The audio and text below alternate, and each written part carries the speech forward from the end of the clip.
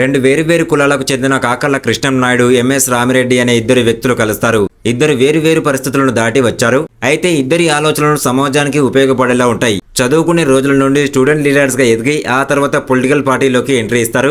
ఒకే పార్టీలో ఉన్న వీళ్ళిద్దరి మధ్య ఎటువంటి ఫ్రెండ్షిప్ కుదిరింది? అలానే రామిరెడ్డి ఉన్న పార్టీ నుండి కాకర్ల కృష్ణం నాయుడు వేరే పార్టీకి వెళ్లిపోవడానికి గల కారణమేంటి?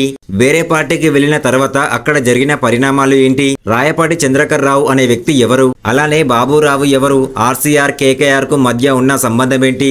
రాయపాటి చక్రధర్ రావు పార్టీలో ఎంట్రీ ఇచ్చిన కృష్ణం నాయుడు ఎందుకు చక్రధర్ రావుకి ఎదురు తిరిగాడు? ఇలాంటి అంశాలన్నీ తెలియాలి అంటే ఈ సిరీస్ చూడాల్సిందే. మొత్తానికి అక్కడక్కడ దేవకట్ట స్టైల్ డైలాగ్స్ వినిపిస్తాయి. అలానే ఆ పాత్ర నేపథ్యాలను తీసుకొని ఎలా రాజకీయాల్లోకి ఎంట్రీ ఇచ్చారు అనే అంశాలను కొంత మేరకు బాగానే చూపించాడు. కానీ అక్కడక్కడ సాగదీసిన ఫీలింగ్ తప్పకుండా కలుగుతుంది. చెప్పాల్సిన విషయాన్ని డైరెక్ట్ గా చెప్పకుండా అటు తిప్పి ఇటు తిప్పి చెబుతున్నట్లు అనిపిస్తుంది. అలానే బాబురావు అనే పాత్రను కేవలం కామెడీకి మాత్రమే పరిమితం చేశారు. ఒక ఆసక్తికరమైన సన్నివేశంతో మొదలైన ఈ సిరీస్ అదే సన్నివేశంతో ఎండ్ అవుతుంది.